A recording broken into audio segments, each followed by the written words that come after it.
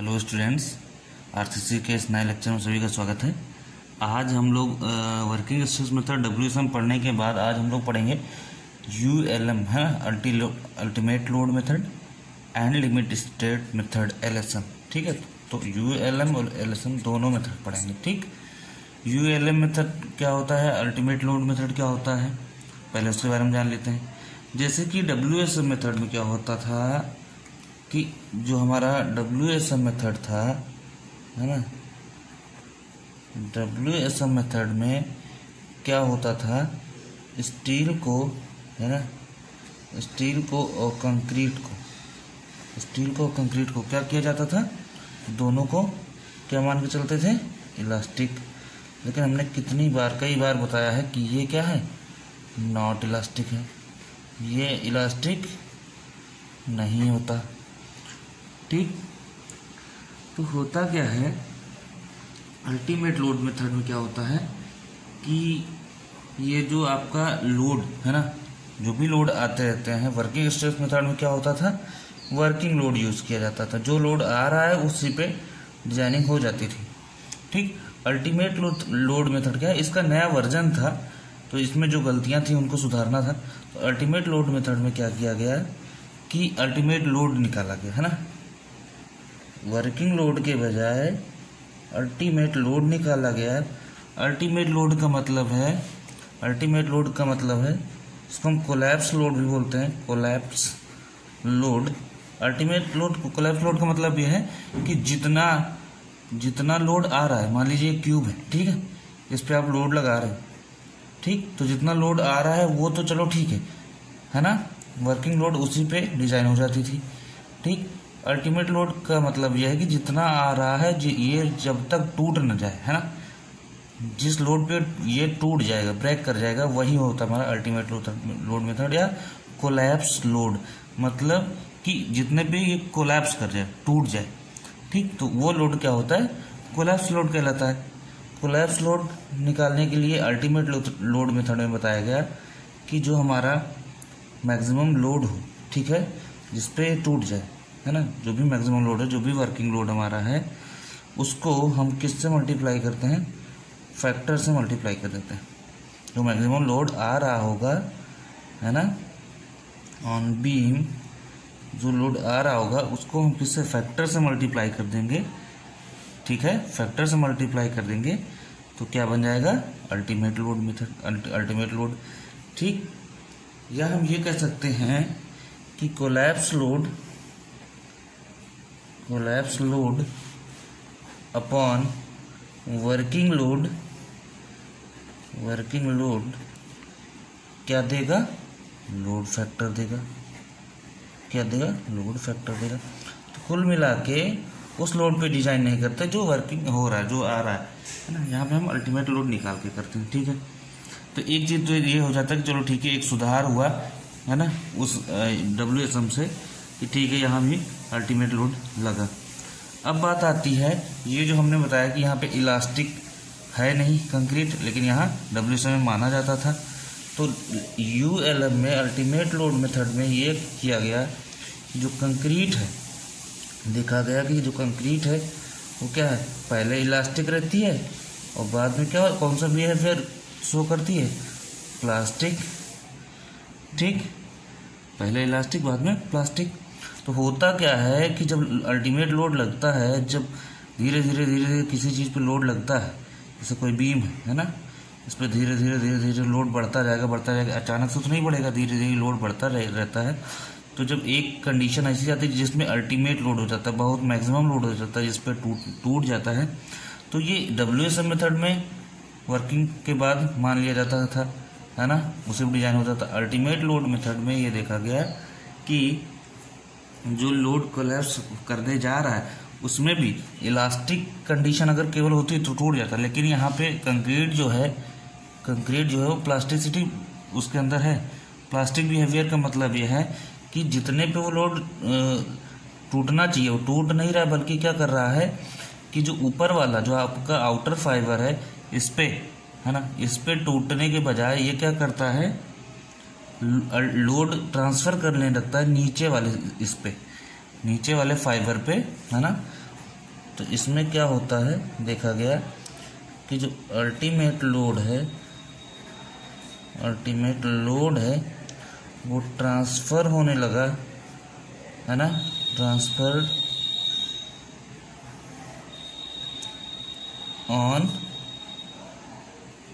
Lower fibres. ठीक है, तो कभी आपसे पूछा जाए कि अल्टीमेट लोड कौन सा लोड है, तो जितने भी टूट जाता है वो तो ठीक है, लेकिन ये अल्टीमेट लोड क्या करता है, नीचे धीरे धीरे नीचे वाले फाइबर पर ट्रांसफ़र भी होने लगता है, तो अचानक से टूटता नहीं। इसीलिए क्या होता है कि ये वाली कंडीशन बनती है कि आपने लगाया, ठीक है, लोड कुछ इलास्टिसिटी की वजह से यहाँ तक तो हुआ, उसके बाद क्या हुआ, जो स्ट्रेस स्ट्रेन डायग्राम बनाते हैं, है ना, स्ट्रेस स्ट्रेन डायग्राम बनाते हैं कंक्रीट का, तो क्या होता है, कंक्रीट प्लास्टिक बिहेवियर शो करने लगती है। इसके बाद इसके स्ट्रेन में चेंज होगा, लेकिन स्ट्रेस में चेंज नहीं होता। क्यों? क्योंकि ये क्या करता है, चाहिए तो यहाँ से ब्रेक कर जाना, लेकिन ये ब्रेक नहीं करता, ये क्या करता है, नीचे वाले फाइबर में लोड ट्रांसफ़र करने लगता है। ठीक है, जिसको हम धीरे धीरे कह सकते हैं क्रीप कह सकते हैं, या डिफॉर्मेशन कह सकते हैं। कौन सा? परमानेंट डिफॉर्मेशन कहते हैं, या ड्यू टू कंटिन्यूअस लोडिंग की वजह से डिफॉर्मेशन होती है, उसी को हम क्रीप कहते हैं ना, तो उसकी वजह से। तो ये सारी चीज़ें थोड़ा सा अल्टीमेट लोड मेथड में सुधार हुआ है। ठीक है, अल्टीमेट लोड मेथड में एक चीज़ और अच्छा हुआ कि वर्किंग स्ट्रेस मेथड में क्या होता था कि जैसे Fe415 स्टील लेते थे, है ना। ठीक है, आगे बताता हूँ। WSM में क्या होता था कि जैसे Fe415 लेते थे, तो इसकी जो स्ट्रेंथ लेते थे, है ना, फैक्टर ऑफ सेफ्टी से मल्टीप्लाई करके वो 230 आती थी, याद है।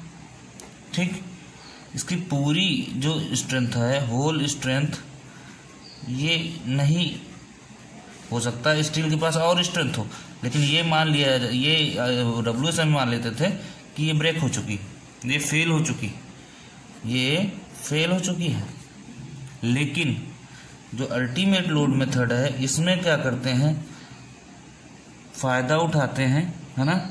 इसमें मान के चलते हैं कि अभी स्ट्रेंथ इसकी पूरी है, तो अल्टीमेट लोड मेथड में यूज करते हैं, use whole strength of concrete and steel. ठीक, ये भी क्वेश्चन आता है, ऑब्जेक्टिव बन सकता है कि किस मेथड में, है ना, whole strength of concrete and steel use किया जाता है ना। तो अल्टीमेट लोड मेथड में। ठीक है, अल्टीमेट लोड मेथड से और क्या फ़ायदा हुआ जो पहले नहीं था WSM मेथड में, तो क्या हो गया कि लोड ज़्यादा, है ना, ज़्यादा लोड, मोर लोड्स आर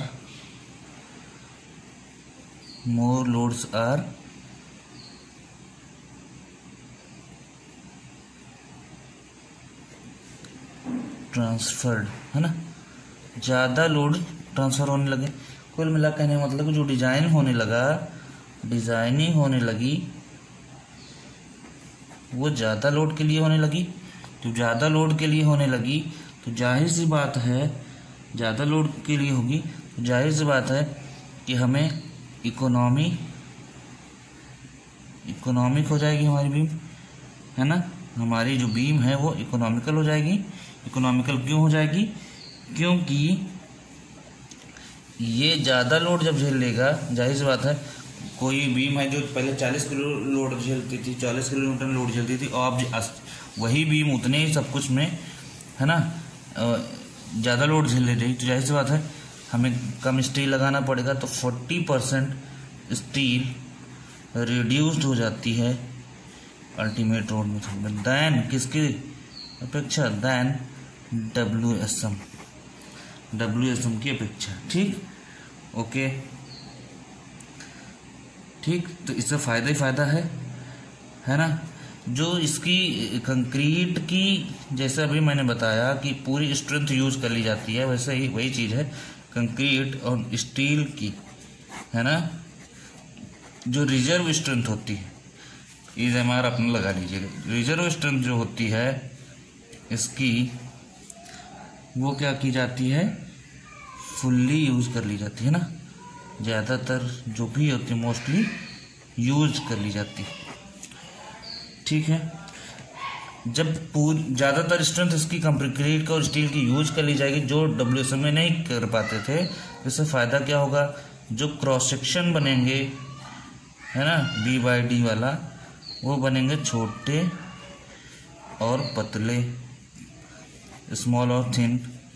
ठीक, छोटे और पतले बनेंगे, छोटे और पतले बनेंगे तो इससे फ़ायदा क्या होगा, इससे फ़ायदा होगा इकोनॉमी आ जाएगी। स्टील कम यूज होगा तो क्या फ़ायदा होगा, इकोनॉमी आ जाएगी। स्टील ही तो महंगी है मार्केट में। ठीक है, तो इससे फ़ायदा तो होगा बहुत WSM मेथड में से अल्टीमेट लोड मेथड। लेकिन ये मेथड भी सही था, कुछ दिन तक चला। इस मेथड को फेल क्यों कर दिया गया, अब नया मेथड आ गया है लिमिट स्टेट मेथड जो अभी भी यूज हो रहा है। तो क्यों, इसकी क्या कमी है ना, इसकी कमी क्या है, तो इसकी कमी ये है कि इस मेथड में क्रीप, ठीक है, क्रीप समझ लो, deformation, continuous deformation due to continuous loading, creep और डिफ्लेक्शन, जो बीम में डिफ्लेक्शन आते हैं, न तो WSM मेथड में उसकी जांच की जा रही थी और ना डिफ्लेक्शन है या दरारें कह लो, है ना, जो ढेर सारी दरारें आ जाती हैं, क्रैक्स जिसको हम बोल सकते हैं। ठीक, क्रैक्स आते थे, क्रैक्स एंड डिफ्लेक्शन। तो क्रैक्स एंड डिफ्लेक्शन, क्रीप, इन सब के बारे में कोई आइडिया नहीं, इसके बारे में नो आइडिया, इसके बारे में नो आइडिया, कोई आइडिया नहीं था किसमें, इन ULM अल्टीमेट लोड मेथड। तो ना तो WSM मेथड में ये सब सारी चीज़ें थी, ना अल्टीमेट लोड मेथड में। तो सबसे समस्या ये आ रही है कि ठीक है, आपने लोड ज़्यादा झेल ले रही है आपकी बीम, ठीक है, स्टील कम यूज हो रही है, इकोनॉमिकल है, सब कुछ सही है। ठीक, कुछ फ़ायदे भी है तो कुछ नुकसान भी है, क्योंकि हमें डिज़ाइन करने का मतलब है कि हमारी बीम जो डिज़ाइन हो रही है, हमारा जो स्ट्रक्चर डिज़ाइन हो रहा है, चाहे वो बीम हो, स्लैब हो, कॉलम हो, कोई भी स्ट्रक्चर डिज़ाइन हो रहा है, तो कम से कम हमें ये तो फिक्र नहीं होनी चाहिए कि अगर उसमें कुछ समय बाद दरारें आएंगी, क्रैक्स पड़ जाएंगे तो क्या होगा, है ना, डिफ्लेक्शन आएगा तो क्या होगा। तो इन सब चीज़ों में ये फेल मेथड हो गया। तो इसीलिए नया मेथड आया, है ना, जिसका नाम पड़ा, नया मेथड आया जिसको बोला गया limit state method. Limit state method, ये मेथड क्या किया गया, देखा जाए ध्यान से तो ये मेथड दोनों का कॉम्बिनेशन है ना, दोनों का कॉम्बिनेशन है, combination of WSM and ULM, but कुछ हद तक, है ना, बट कुछ हद तक। क्यों, क्योंकि इनमें दोनों के जो सही चीज़ें थी, दोनों के जो अच्छे पॉइंट्स थे वो लिए गए, और जो दोनों के इरर्स थे, है ना, जो दोनों की गलतियां, जो दोनों में मिस्टेक्स थे, जो चीज़ें कह सकते हैं दोष थे जो दोनों में, है ना, जो डिसएडवांटेजेस थे, हानियां थी, उनको दूर कर दिया गया, है ना। जो भी डिसएडवांटेजेस थे, डिसएडवांटेजेस जैसे क्रीप्स, इन सब का, तो उनको क्या किया गया, रिमूव कर दिया गया। ठीक, उनको रिमूव करके एक नया मेथड बनाया गया, लिमिट स्टेट मेथड। ठीक है, तो लिमिट स्टेट मेथड कैसा मेथड है, लिमिट स्टेट मेथड एक ऐसा मेथड है जिसमें सारी समस्याएं दूर कर दी गई, चाहे वो लोड के अकॉर्डिंग हो, चाहे वो डिफ्लेक्शन के अकॉर्डिंग हो।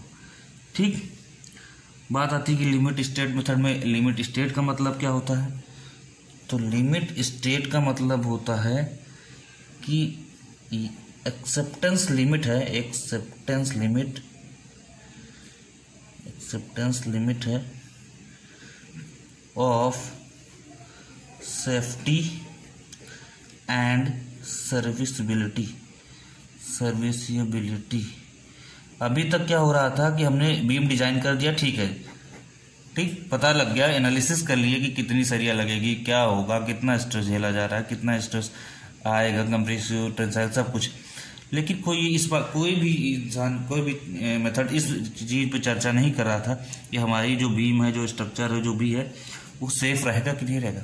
सेफ्टी पर्पज से वो कितना लोड झेल सकता है, वो क्या बेंडिंग में सेफ रहेगा, वो क्या टॉर्जन में सेफ रहेगा, क्या वो शियर में सेफ रहेगा, क्या वो कंप्रेशन में सेफ रहेगा, है ना। क्या उसमें एक क्रैक्स पड़ेंगी तो क्या होगा, डिफ्लेक्शन पड़ेगा तो क्या होगा, जंग तो नहीं लगेगा, है ना। जो भी कंस्ट्रक्शन रहेगा, है ना, जो भी स्ट्रक्चर, उसमें ऐसा तो नहीं होगा। ढेर सारे वाइब्रेशंस कभी कभी आते हैं, तो वो तो चीज़ें नहीं आएंगी। तो इन सब चीज़ों पे भी ये मेथड, इस मेथड ने चर्चा की। ठीक, तो इसलिए इस मेथड को डिटेल में हम लोग पढ़ेंगे। ठीक है, तो limit, acceptance limit of safety and serviceability हमने क्यों लिखा, क्योंकि ये सेफ्टी की भी बात करता है और सर्विसिबिलिटी की बात करता है कि हम क्या क्या सर्विस देंगे, है ना। मतलब डिफ्लेक्शन, ये सब जो क्रैक्स वगैरह हैं, ये सब तो नहीं पड़ेगा, है ना। और ये सब नहीं पड़ेगा, इसका मतलब वो ये भी डिपेंड, ये भी इस मेथड में जो है देखा जा रहा है कुल मिला के कि कितने दिन तक चलेगा स्ट्रक्चर, है ना। ये सब नहीं आएगा तभी तो इस मेथड में डिजाइन के आगे का भी सोचा गया। इसीलिए इस मेथड में ये भी सोचा गया कि पहले वर्किंग लोड मेथड में जो वर्किंग लोड था, मान लीजिए 15 किलो न्यूटन का लोड पड़ेगा किसी चीज़ पे और डिजाइन करना था, इतने का आरा लोड आ सकता है, तो इन्होंने कर दिया डिजाइन। लेकिन लिमिट स्टेट मेथड में देखा गया कि नहीं, ऐसा नहीं है। 15 किलो न्यूटन का ठीक है, लोड आ रहा है तो ठीक है, इतने के लिए डिजाइन नहीं करेंगे। जो हम स्ट्रक्चर डिजाइन करेंगे वो हम कुछ फैक्टर से मल्टीप्लाई करके, मतलब कुछ 50, जैसे कि 15 किलो न्यूटन है ना, तो लिमिट स्टेट में ये कहा गया कि इसका 1.5 गुना ले लो, है ना, 50% और बढ़ा लो, ठीक है, लगभग इतना, है ना। कुल मिला के ज़्यादा के लिए डिज़ाइन करते थे। क्यों ज़्यादा के लिए डिज़ाइन करते हैं, क्योंकि हम ज़्यादा के लिए डिज़ाइन करेंगे तो जाहिर सी बात है, कोई भी जो है स्ट्रक्चर है, मान लीजिए ये बीम ही है, ठीक है, अब ये ज़्यादा के लिए डिज़ाइन किया, मान लीजिए 50 किलोमीटर के लिए डिज़ाइन किया गया और इस पर 30 किलोमीटर का लोड नॉर्मली आ रहा है, कभी 30, कभी 40, कभी 20, 25, 30, तो ठीक है, सेफ है, हमेशा सेफ रहेगा। अब आप 30 के लिए जो है डिज़ाइन कर दिए और 30 ही आ रहा है, कभी हो सकता है ज़्यादा आ जाए, है, नहीं भी आ रहा है ज़्यादा, तो भी जितना पे है 30, वो धीरे धीरे करके उसकी कैपेसिटी कम होगी लोड झेलने की, और जल्दी क्रैक कर जाएगा, जल्दी टूट जाएगा। तो इन सब चीज़ों पे लिमिट स्टेट मेथड पे ध्यान दिया गया। ठीक है, लिमिट स्टेट मेथड में इन सब चीज़ों पे ध्यान दिया गया।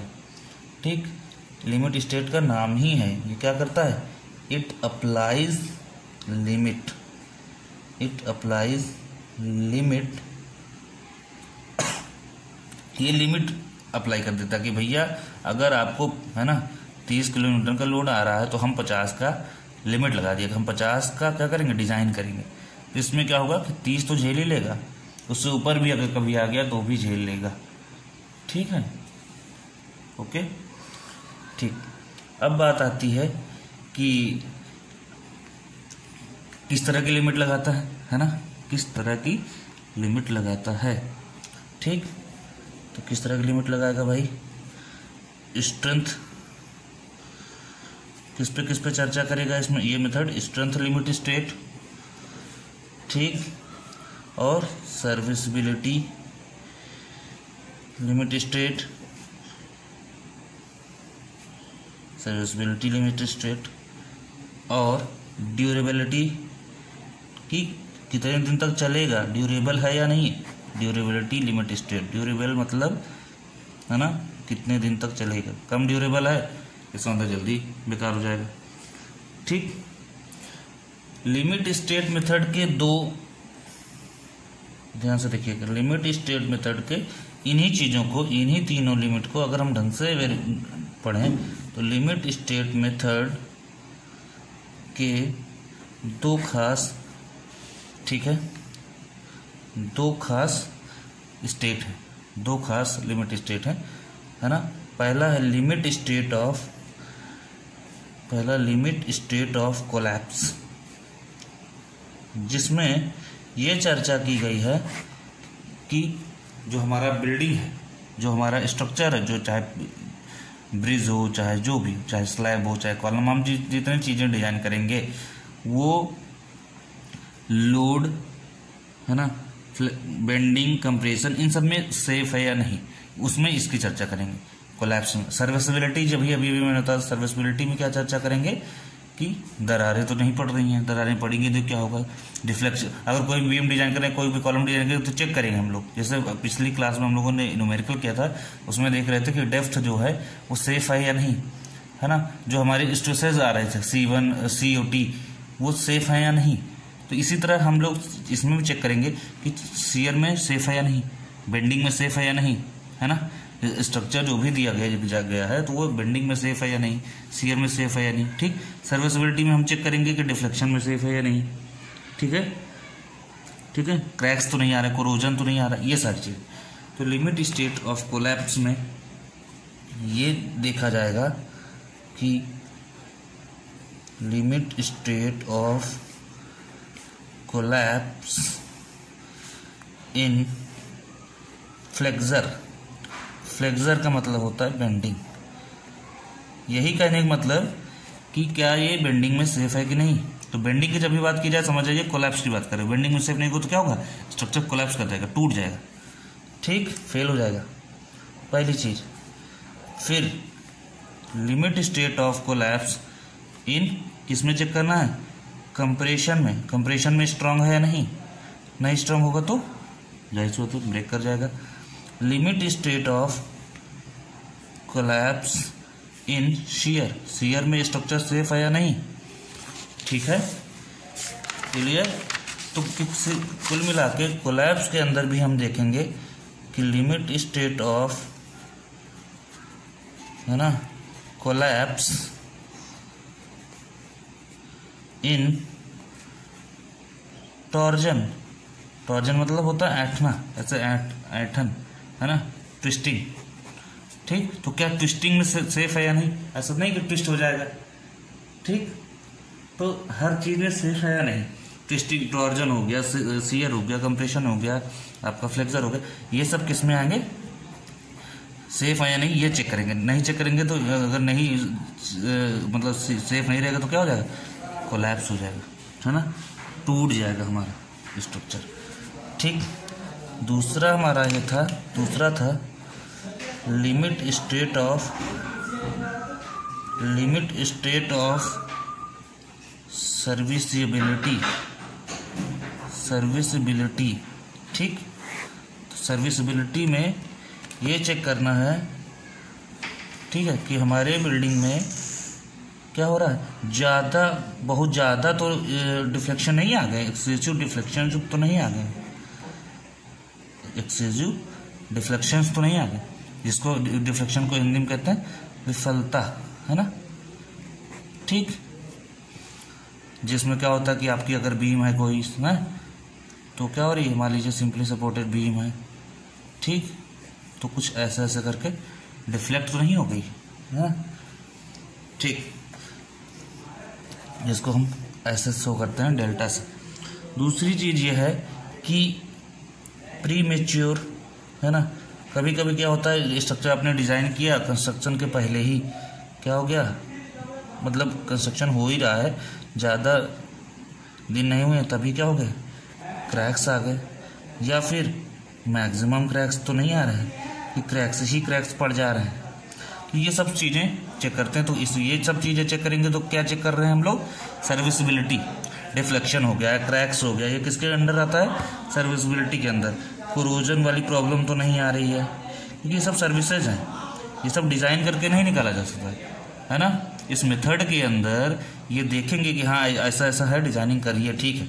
ये आप कोरोजन का चक्कर कैसे पता करेंगे, कोरोजन तो नहीं, जंग तो नहीं लग जाएगा, तो क्या करेंगे, जो हम लोग इफेक्टिव कवर देते हैं, याद है इफेक्टिव कवर यहाँ पे, ठीक है, सरिया के पास ये इसीलिए देते हैं, है ना, ये ज़्यादा दे देंगे कोरोजन नहीं होगा।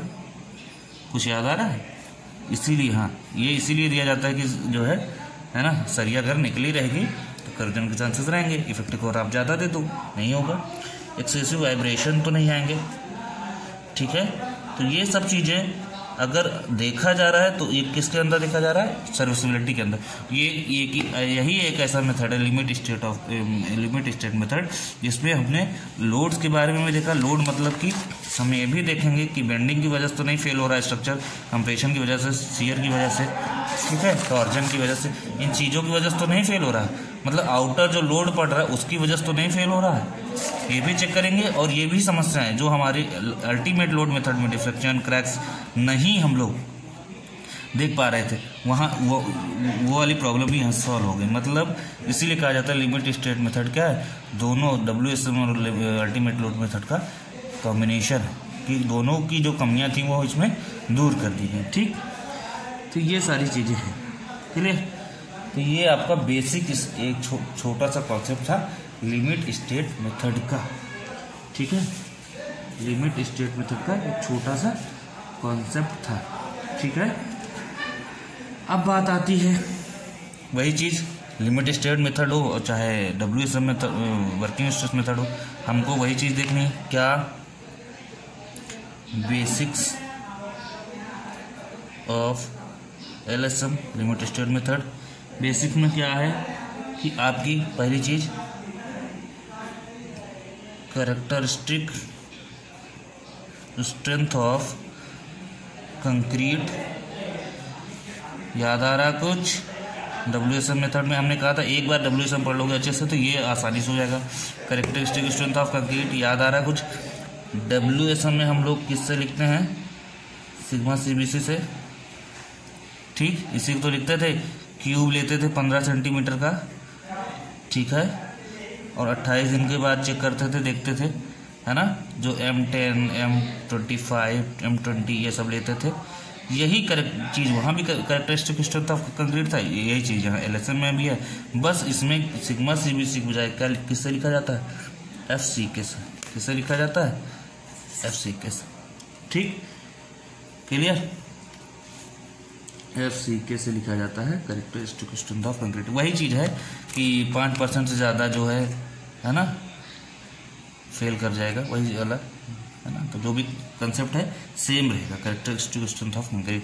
तो यहाँ भी कैरेक्टरिस्टिक स्ट्रेंथ ऑफ कंक्रीट रहेगा FCK, ठीक। अब बात FCK की कर रहे हैं, कैरेक्टरिस्टिक स्ट्रेंथ की बात कर रहे हैं, तो एक चीज़ हम लोग और देख लेते हैं, ठीक, एक चीज़ हम लोग और देख लेते हैं।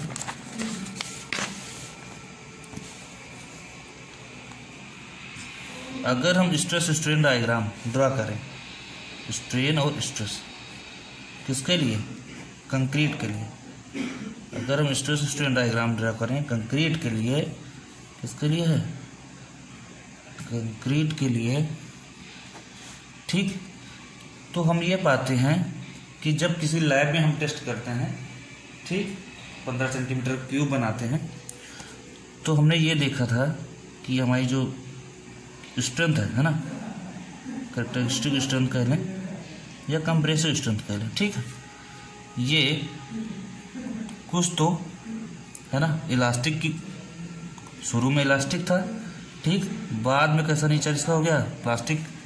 तो शुरू में जब इलास्टिक था तो यहाँ से यहाँ तक जो इलास्टिक था तो इसका शेप था पैराबोलिक, है ना।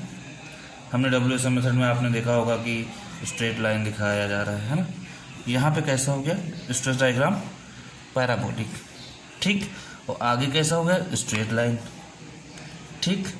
अब ये जहाँ से स्ट्रेट लाइन हुआ,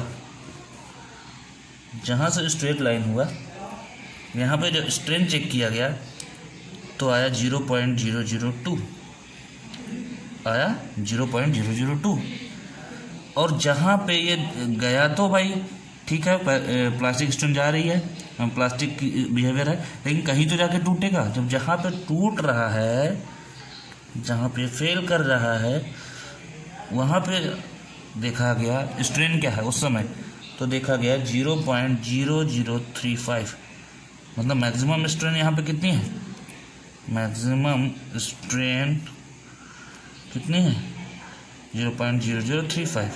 ये कब की स्ट्रेन है, जब ये पैराबोलिक से,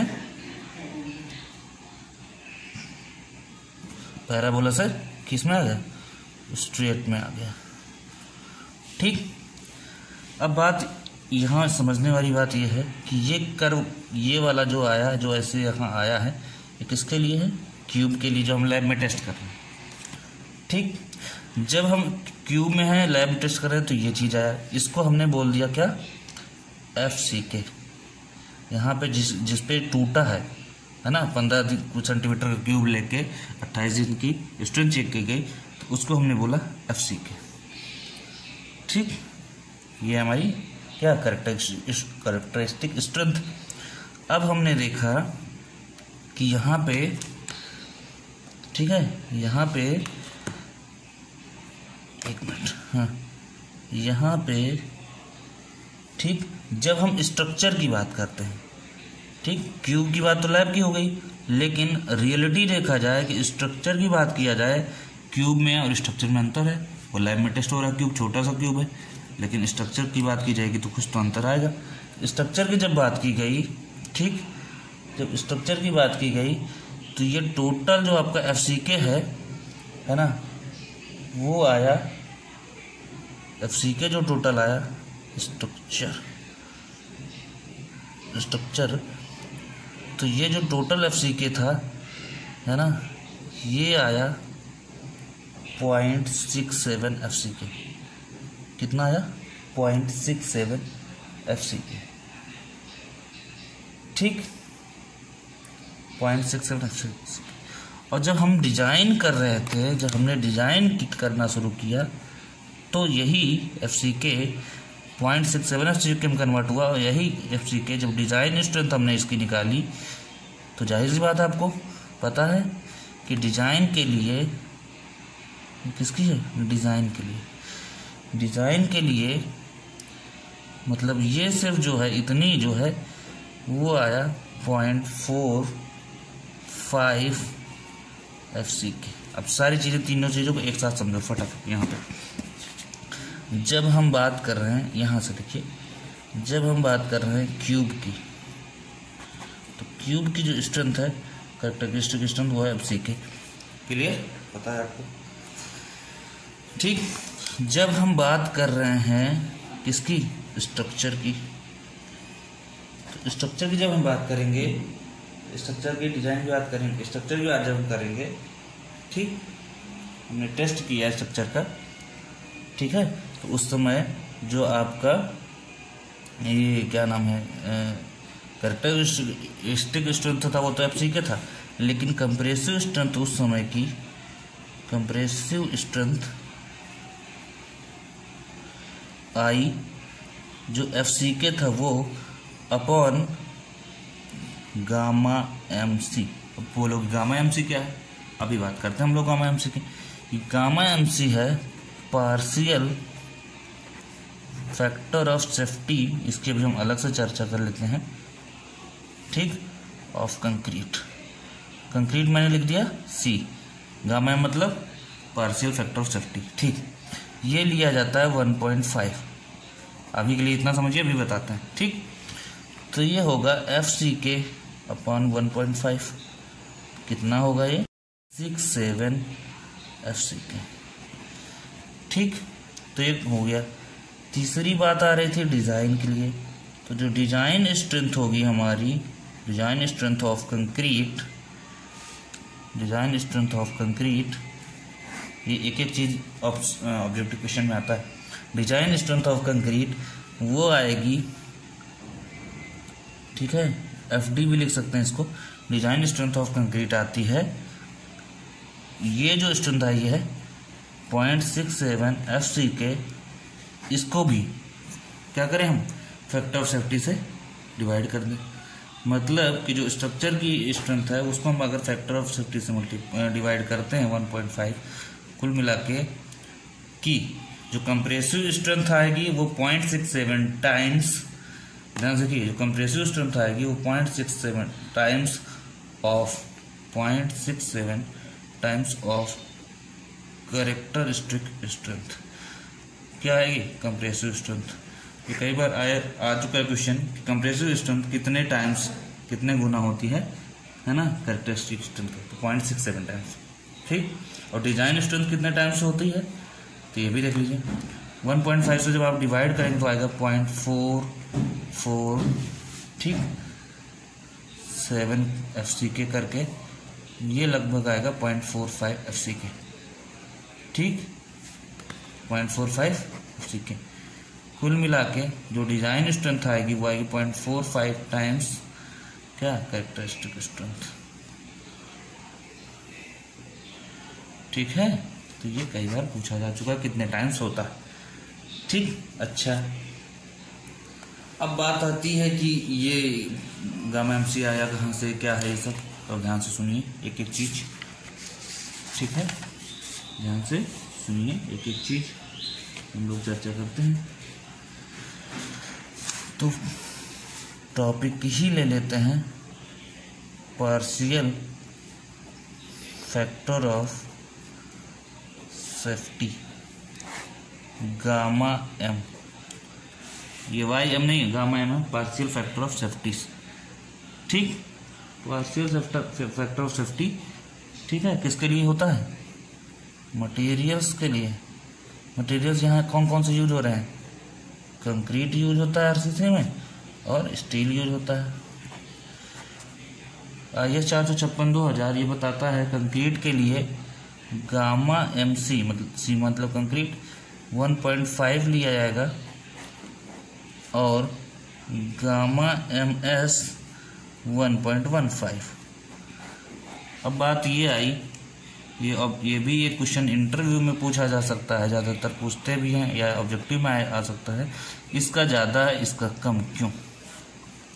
इसलिए इसका ज़्यादा है क्योंकि आपको पता है स्टील कहाँ बनती है, स्टील कहाँ बनती है, फैक्ट्रीज में, फैक्ट्री बनती स्टील फैक्ट्री बनती, जैसे बात है वहाँ पे मशीनें होंगी और सब चीज़ का एकदम नपा तुला चीज़ें होगा, है ना, अंडर कंट्रोल चीज़ें रहती हैं, है ना। तो ज़्यादा कमियां तो आएंगी, है ना, अशुद्धियाँ आएंगी, लेकिन ज़्यादा नहीं आएंगी। लेकिन कंक्रीट में क्या है, साइड पे ही मिक्स होना है, ठीक। जो सीमेंट कंक्रीट तैयार होता है तो उसमें साइड पे जब तैयार होगा तो जाहिर सी बात है इसमें क्या होगा, प्रॉब्लम्स इसमें ज़्यादा आती, ठीक। ज़्यादा चेंजेस आने की संभावना रहती, इसलिए हमने क्या किया, फैक्टर ऑफ सेफ्टी क्या है, सेफ्टी के पर्पज से, है ना, फैक्टर ज़्यादा हमने बढ़ा दिया कि जाओ अगर हमको 50 किलो न्यूटन लोड आने की संभावना है तो हम 75 बढ़ जाए करेंगे, जाओ देखते कितना तुम, है ना। मान लीजिए आपने तराई उल्टा सीधा कर दिया तो ठीक है, करिए जो करना है, कितना हद से ज़्यादा गड़बड़ करोगे। हमने बहुत अच्छे के लिए डिज़ाइन कर दिया है, कितना भी गलती हो फेल करेगा ही नहीं, ठीक है। तो ये सारी चीज़ें होती हैं फैक्टर ऑफ सेफ्टी के बारे में, यही अभी हमने वहाँ पे यूज किया था, ठीक, क्लियर, ओके। अब हमने बात कर लिया कैरेक्टरिस्टिक स्ट्रेंथ ऑफ कंक्रीट की भी, अब हम बात कर लेते हैं कैरेक्टरिस्टिक स्ट्रेंथ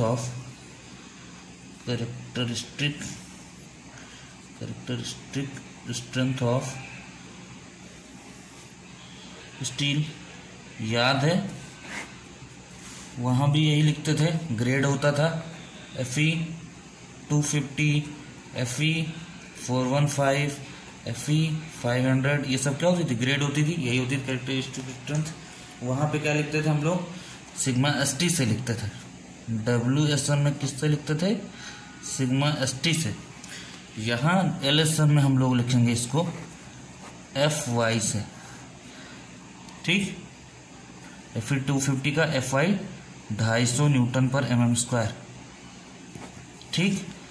415 का FY 415 न्यूटन पर mm², FY 500 न्यूटन पर mm²। अब आप सोच रहे होंगे ये तो एग्जैक्ट सेम है, जो ये है वही ये है, लेकिन WSM में क्या होता था, इसका होता था 415 का क्या होता था 230 होता था, इसका होता है 180 के आसपास।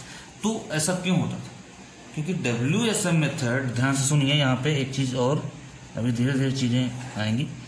WSM जो है वो इलास्टिक मेथड था, वो इलास्टिक मेथड था, ठीक, जो कि अनरियलिस्टिक था, अनरियलिस्टिक।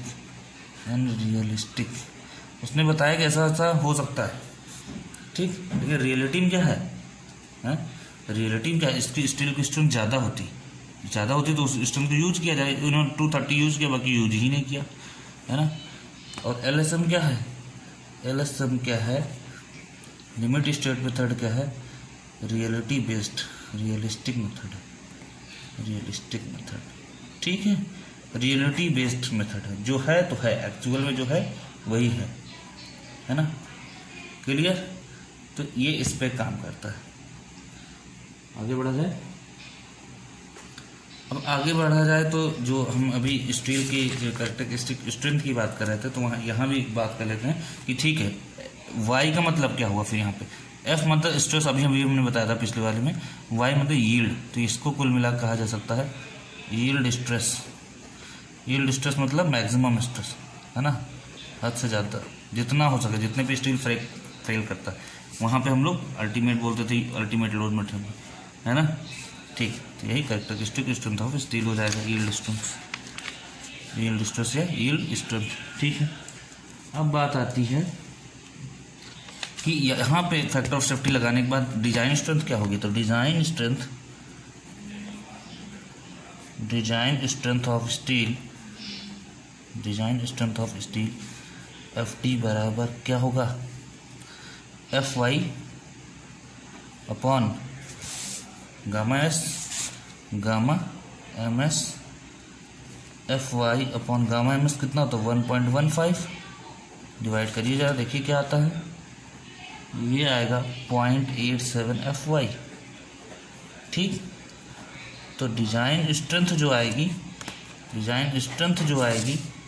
स्टील की वो आएगी 0.87 एफ वाई, कितनी आएगी 0.87 एफ वाई, वो वहाँ पे आता है 0.45 एफ सी के, यहाँ पे आता है 0.45 एफ सी के कंक्रीट के केस में, लेकिन यहाँ क्या आएगा 0.87 एफ वाई। ये दो चीज़ें आपको ध्यान रखनी, वहाँ पे एफ सी के, वहाँ पे सिग्मा एस टी और सिग्मा सी बी सी याद रखना था, यहाँ पे एफ वाई और एफ सी के याद रखना, क्लियर, ठीक। इतना हो गया हमारा, ठीक है। इसके आगे हम लोग बात करते हैं कि लोड कैसा आएगा, ठीक है। लिमिट स्टेट मेथड में लोड कॉम्बिनेशन के लिए पार्शियल फैक्टर ऑफ सेफ्टी क्या है, ठीक। तो पार्शियल फैक्टर ऑफ सेफ्टी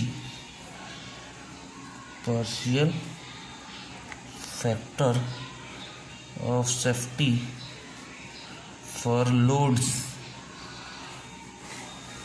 ठीक। जैसे कि अभी WSM मेथड में आपने देखा कि लोड्स जितने हैं उतना हमने डायरेक्ट रख दिया, live load, dead load plus करके ऐड कर दे रहे सब। लिमिट स्टेट मेथड में क्या होता है कि यहाँ भी फैक्टर ऑफ सेफ्टी कुछ लिया गया है, ठीक है, कि जितना लोड आ रहा है उतने के लिए डिज़ाइन नहीं करेंगे, कुछ ज़्यादा के लिए डिज़ाइन करेंगे, कैसे है वो अभी हम लोग देखते हैं, ठीक। तो यहाँ भी आएगा किसके लिए, लिमिट स्टेट ऑफ, बात किसकी की जा रही है, लिमिट स्टेट ऑफ कोलैप्स की या सर्विसिबिलिटी की। तो पहले हम बात करते हैं लिमिट स्टेट ऑफ कोलैप्स की, ठीक। लिमिट स्टेट ऑफ कोलैप्स की अगर हम जब बात करेंगे, देखिए यहाँ पे कितने तरीके के लोड आते हैं, एक तो आता है डेड लोड, एक होता है लाइव लोड, एक होता है विंड लोड, एक होता है विंड लोड, है ना भाई। बिल्डिंग ऊंचाई पे है ज़्यादा तो विंड लोड भी लगेगा, और अगर हम अर्थक्वेक कहते नहीं, अर्थक्वेक रेजिस्टेंट बिल्डिंग बनाना हमको, भूकंप रोधी बिल्डिंग, तो अगर हम अर्थक्वेक को भी कंसीडर करेंगे तो अर्थक्वेक लोड भी आएगा, है ना। तो विंड लोड या अर्थक्वेक लोड दो में से एक ही चूज़ करते हैं। तो कुछ कॉम्बिनेशन है, उनको उन्हीं के साथ फैक्टर ऑफ सेफ्टी डिसाइड किया गया IS 456/2000 के थ्रू। देख लेते हैं, dead load plus live load, या फिर dead load plus wind load, या फिर dead load plus earthquake load, या फिर dead load plus live load plus wind load, या फिर dead load plus live load plus earthquake load, ठीक। अब dead load plus live load वाली अगर कंडीशन बन रही जैसे अभी तक बनती आ रही थी, ठीक, तो इसके लिए gamma M factor of safety दिया गया है 1.5, ठीक। इसके लिए दिया गया है 1.5, किसमें, कोलैप्स में, ठीक। Dead load plus earthquake load 1.5 दिया गया, ये कोड में मिल जाएगा।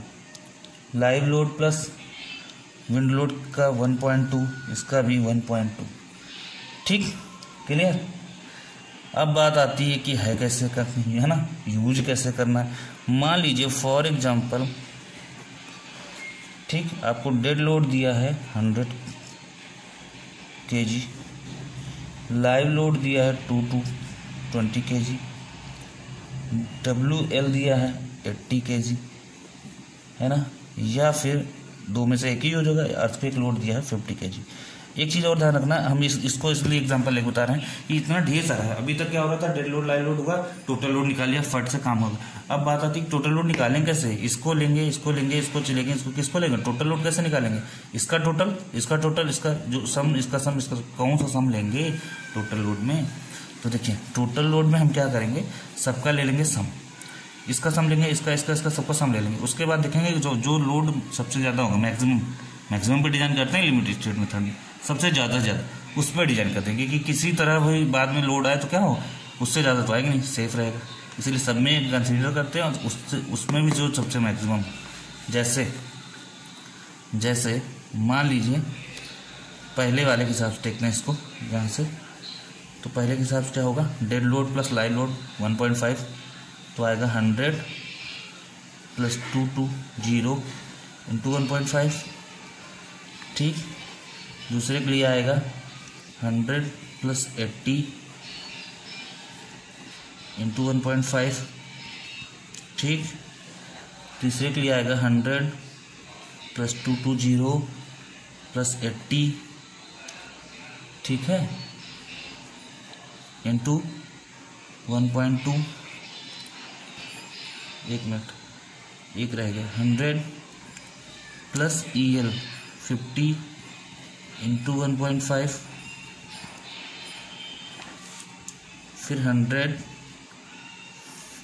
220 प्लस 50 इंटू 1.2, ठीक। तो कुल मिलाकर सबका देख लेंगे, ऐसे सबका निकाल लेंगे, जो भी वैल्यू आएगी आप कैलकुलेट कर लीजिएगा, और जो भी इन सब में जो मैक्सिमम हो वही होगा हमारा टोटल लोड W, ठीक, क्लियर। वो लिखा जाएगा WU अल्टीमेट लोड, ठीक है, या उसको हम कहेंगे फैक्टर्ड लोड, क्योंकि फैक्टर ऑफ सेफ्टी क्या हो रहा है, मल्टीप्लाई हो चुका है, तो उसको हम बोलेंगे फैक्टर्ड लोड या अल्टीमेट लोड WU, ठीक है। तो वो जो सबसे इन पांचों में जो मैक्सिमम होगा, सम जो आएगा उनमें जो मैक्सिमम वही लिया जाएगा। तो ये हो गया partial factor of safety for loads, ठीक। हाँ, लिमिट स्टेट मेथड की बात अगर हम कर रहे हैं तो एक चीज़ हम और बात करना चाहेंगे, ठीक है, क्या, जो मेन चीज़ है एजम्पशंस,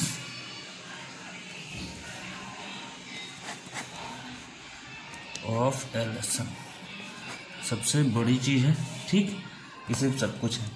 देखिए क्या है एजम्पशन में, पहली चीज़ तो यह कि ये प्रोबेबिलिस्ट, अभी एजम्पशन नहीं लिखना है, इसके बारे में कुछ बता देते हैं। ये मेथड प्रोबेबिलिस्टिक मेथड है, प्रोबेबिलिस्टिक मेथड, कि इसमें कुछ पता नहीं कि कितना क्या होने वाला, बस हम एज्यूम करके ले रहे हैं कि हाँ भाई 1 गुना 1.5 गुना बढ़ा दिया जाए, तभी तो अंदाज है ना, गेस करके, हाँ भाई ठीक है। तो इसमें प्रोबेबिलिटी है, प्रायिकता जिसको बोलते हैं, ऐसा नहीं कि जो है कि ऐसा आ ही रहा है, ठीक है। तो ये प्रोबेबिलिस्टिक मेथड है, ठीक। इसमें क्या है, स्ट्रेस डायग्राम नॉन लीनियर होता है, ठीक है। स्ट्रेस डायग्राम उस WSM में क्या होता था, स्ट्रेस और स्ट्रेन डायग्राम दोनों लीनियर होता था। यहाँ पे स्ट्रेस डायग्राम क्या होगा, नॉन लीनियर होगा। अभी आपने देखा था, पहले कर्व था फिर लीनियर हुआ, ठीक। तो नॉन लीनियर कह सकते हैं। ये सब जितनी चीज़ बता रहे हैं, एक एक ऑब्जेक्टिव क्वेश्चन है, नॉन लीनियर होता है, लीनियर होता है, क्या होता है ये सब। स्ट्रेन डायग्राम कैसे बनेगा, स्ट्रेन डायग्राम यहाँ भी नॉन लीनियर ही बनेगा, ठीक है, यहाँ भी लीनियर ही बनेगा। ये चीज़ दिमाग में बैठा लीजिए, इसको भी दिखाते हैं कैसे क्या है, ठीक है। नॉन लीनियर बनेगा तो कैसा बनेगा ये आप जानते हैं, पैराबोलिक प्लस स्ट्रेट, ठीक है, ओके। अब हम पहले एजम्पशन की बात करते हैं। पहला एजम्पशन कहता है कि स्ट्रेन डायग्राम लीनियर होता है। पहला एजम्पशन कहता है वही प्लेन सेक्शन सेम है, plane section before bending remains plane after bending. कुल मिला के जो प्लेन सेक्शन हमारा है वो बिफोर बेंडिंग है ना, प्लेन है रहेगा, और आफ्टर बेंडिंग भी प्लेन ही रहेगा। कुल मिला के यहाँ वही बात है, स्ट्रेन डायग्राम कैसा होगा, लीनियर। ये तो आप पिछली बार भी समझ चुके हैं कैसे होता है।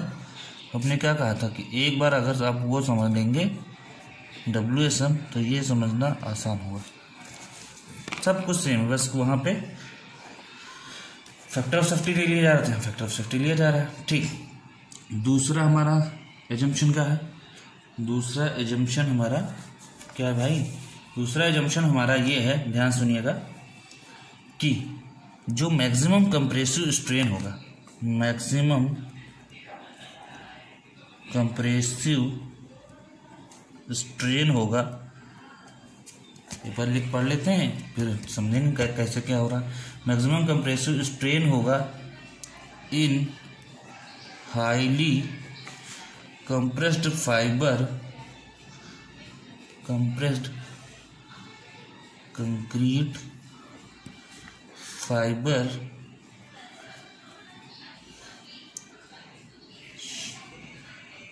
इज 0.0035। ये भी हम लोग डायग्राम में देख रहे थे स्ट्रेन में।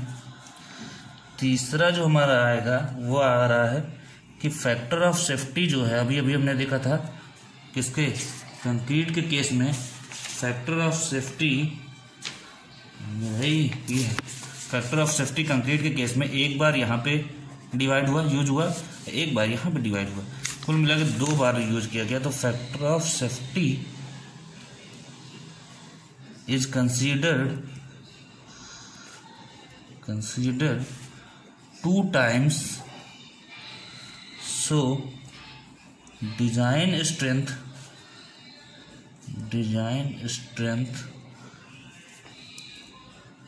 will be 0.45 FCK। ये जो चीजें हैं ना, एक मिनट या स्केच, ये जो चीज़ें हैं ना इनको बड़े ध्यान से देखिएगा, ठीक है, यही एग्जाम में क्वेश्चन बनते हैं। ठीक, नेक्स्ट हमारा एजम्पशन है, सेम एजम्पशन जैसे WSM में था। टेंसाइल स्ट्रेसेस कौन झेलता है? Tensile stresses are taken by concrete only, sorry steel only, है ना। Tensile stresses taken by concrete is ignored, ऐसे भी लिख सकते हैं, है ना, इज इग्नोर्ड। मतलब कि tensile stresses taken by concrete is ignored मतलब कौन लेता है? पूरा स्टील। कौन पूरा लेता है, झेलता है? स्टील झेलता है, ठीक है। और लास्ट एजम्पशन है कि मैक्सिमम स्ट्रेन कहाँ पे? ये देखिए, मैक्सिमम इस कंप्रेसिव स्ट्रेन की बात की है, ऊपर वाले जोन में, कंप्रेशन जोन में। नीचे अगर हम बात करें तो मैक्सिमम स्ट्रेन इन स्टील, ये एजम्पशन है। मैक्सिमम स्ट्रेन इन स्टील ये आता है FY/1.15। 1.15 क्या है इसका? गामा MS याद करो, अपॉन ES, स्ट्रेन आ गया प्लस 0.002।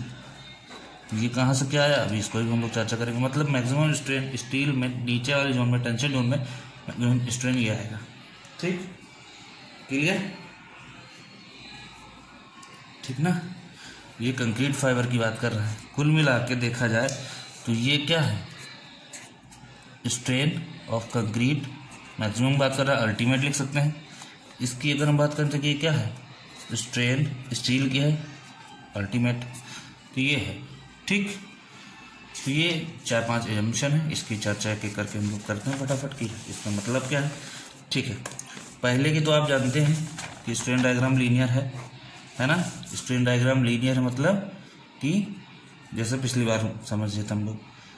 अब क्या करेंगे कि एनालिसिस करते हैं, है ना, और एनालिसिस में ही सारा कुछ समझ लेते हैं।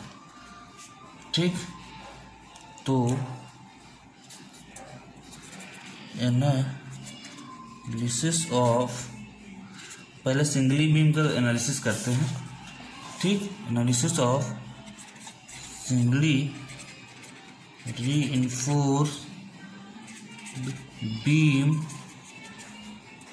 by LSM। ठीक, तो बात ये कुल मिला के बस इतनी आई है कि हमारी जो बीम है ना, मान लीजिए बीम आपकी ऐसी है, सिंगली बीम, ठीक, न्यूट्रल एक्सिस में यहाँ से जा रही होगी, ठीक, ये आपका बी है, ओके, ठीक है। अब बात आती है यहाँ कुछ स्ट्रेस डायग्राम बनेगा और यहाँ स्ट्रेन, ठीक।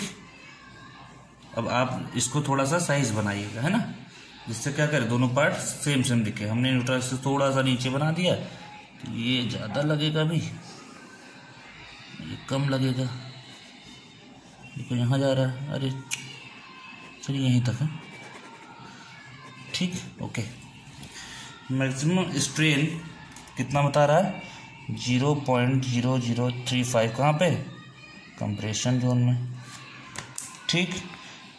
यहाँ क्या बता रहा है, ये ECU लिख सकते हैं इसको हम, ESU बता रहा है कि क्या बता रहा है, FY/1.15 ES प्लस 0.002, ठीक है।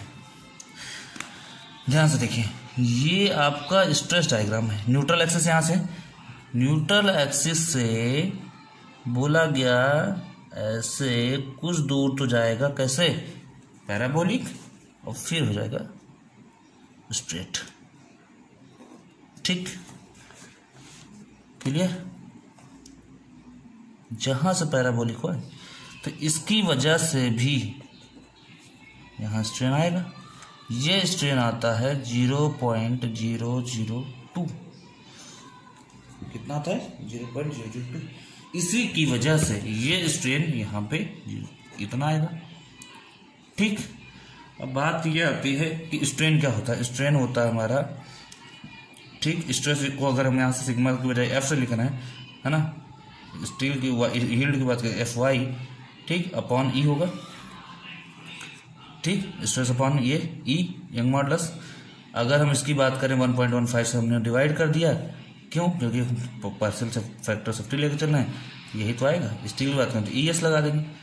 और अगर हम यहाँ नीचे बॉटम मोस्ट फाइबर की बात करें, सबसे नीचे वाली की बात कर रहे हैं, यहाँ की बात कर रहे हैं, एकदम नीचे की, स्टील तो यहीं लगी है, तो 0.002 ये एजम्पशन। अब ये 0.002 कहाँ से आया, याद करो, 0.002 आया था कंक्रीट का स्ट्रेन। जब देखा गया कि यहाँ तक पैराबोला था तो उस समय मेजर किया गया, कितना आया था स्ट्रेन, 0.002, ठीक। अब इसका असर पड़ा तो यहाँ पे स्टील में स्ट्रेन आई कितनी, इतना तो आई, प्लस ये भी ऐड हो गया, ठीक, ओके। अब बात करते हैं इसकी स्ट्रेस डायग्राम पे। स्ट्रेस डायग्राम एग्जैक्ट स्ट्रेस कितना है, मैक्सिमम डिजाइन स्ट्रेस 0.45 FCK, ठीक है, ओके। यहाँ पे जो फोर्स आएगा वो क्या होगा, ये इसका एरिया क्या है, EST, ठीक। तो FY अपॉन